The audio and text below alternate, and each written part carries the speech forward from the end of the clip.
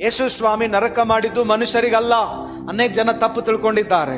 ನೀನು ಯೇಸು ಸ್ವಾಮಿ ನಂಬಿಲ್ಲ ಅಂದ್ರೆ ನರಕಕ್ಕೆ ಹಾಕ್ತಾನೆ. ಸ್ವಾಮಿ ನಿನಗಾಗ ನರಕ ಮಾಡಿಲ್ಲ, ಮನುಷ್ಯನಿಗಾಗಿ ನರಕ ಮಾಡಿಲ್ಲ.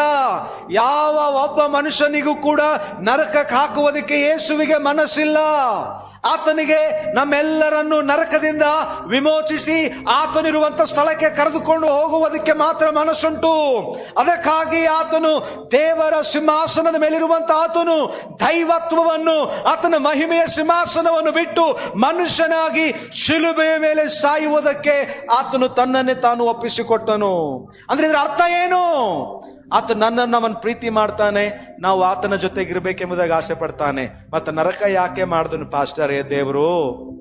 ನರಕ ಯಾಕೆ ಮಾಡಿದನು? ಚೆನ್ನಾಗಿ ಕೇಳಿಸ್ಕೊಳ್ರಿ. ನರಕ ಮಾಡಿದ್ದು ಮನುಷ್ಯನಿಗೆ ಅಲ್ಲ, ನರಕ ಮಾಡಿದ್ದು ಸೈತಾನನಿಗೂ ಸೈತಾನನ ದೂತರಿಗೂ. ಈ ಸೈತಾನ ಏನ್ ಮಾಡ್ತಾನಂದ್ರೆ, ನಾವ್ಯಾಕೆ ಇಬ್ರೇ ಹೋಗೋಣ?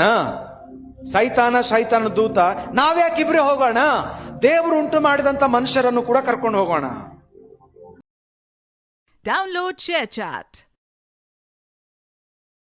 Download ShareChat.